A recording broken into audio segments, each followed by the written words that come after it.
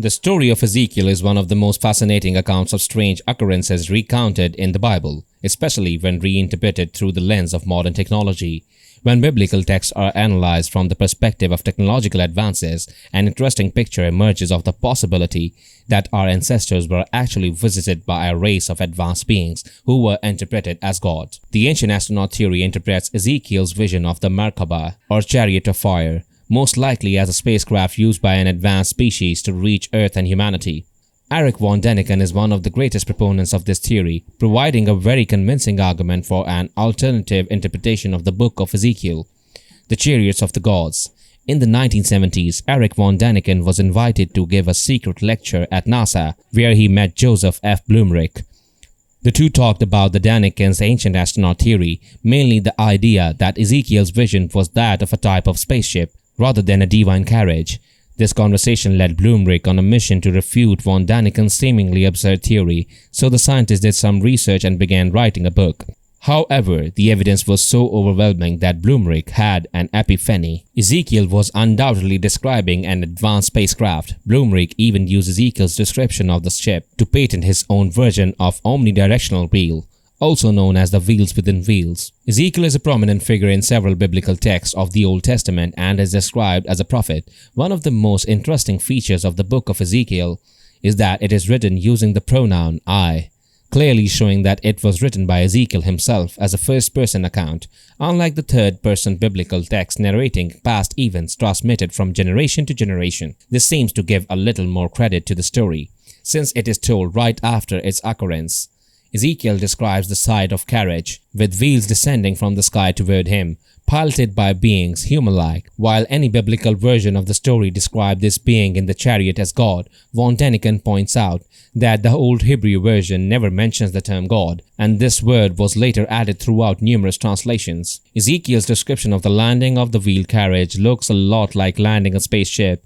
The windstorm, the flash of lightning, and bright lights are similar to a spaceship descending to land and raising dust in spectacle never before seen by anyone in such a primitive era.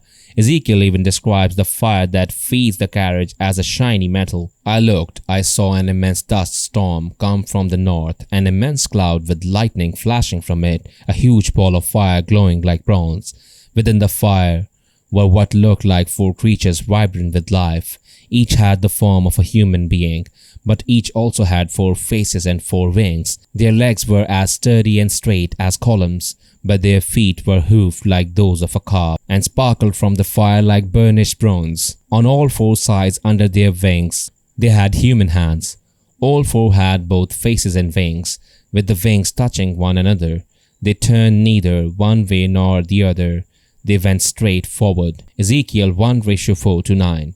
There is clearly some discrepancy between this description and much of the way Ezekiel's vision is portrayed in biblical art. The photos usually leave out the details surrounding the fire, the omnidirectional wheels, and the dome crystal that surrounds the head of the human-looking creatures. As I watched the 4 creatures, I saw something that looked like a wheel on the ground beside each of the 4-faced creatures. This is what the wheels looked like. They were identical wheels sparkling like diamonds in the sun.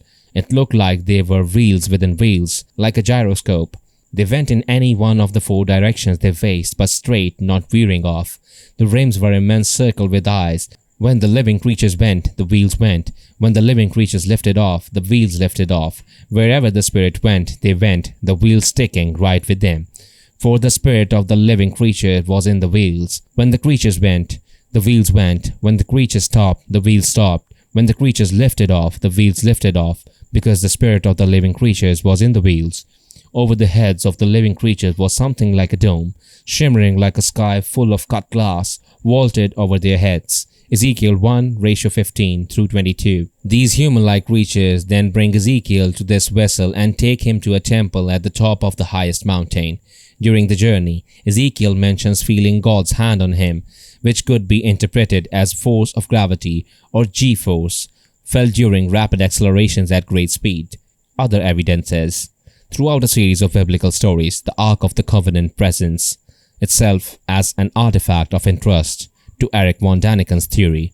The most relevant mention is in the Kebra Nagast, one of the exclusive books of the Ethiopian Orthodox Church Bible that tells the story of the dynasty of King Solomon and the Queen of Sheba. This account tells that the King Solomon had flying machines that are not mentioned in the Judeo-Christian Bible, as well as possession of the Ark of the Covenant, which would have been brought to Ethiopia and would be kept in the Church of Saint Mary of Zion.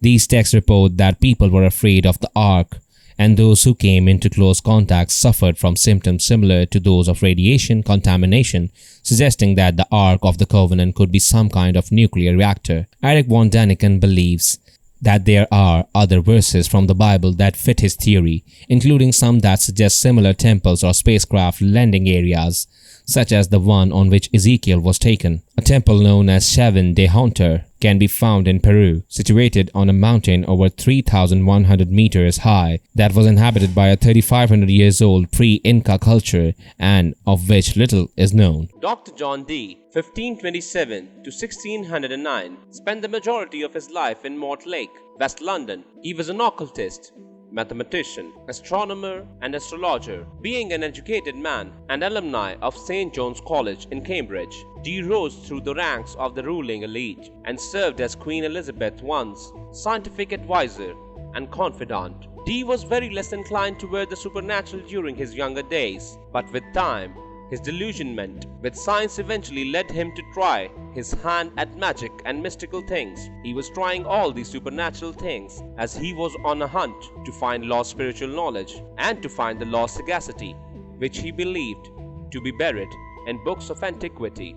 The Enochian language, then famous Book of Enoch, was one of these books. He believed it was a book about the Magal system used by the patriarch in the Bible, from the language of the witches to the unforeseen symmetry of the Voynich manuscript. There are many mythological languages. Enochian, the language of the angels, stands out among all these mythological languages, written down in the private journals of John Dee and his friend Edward Kelly in the late 16th century.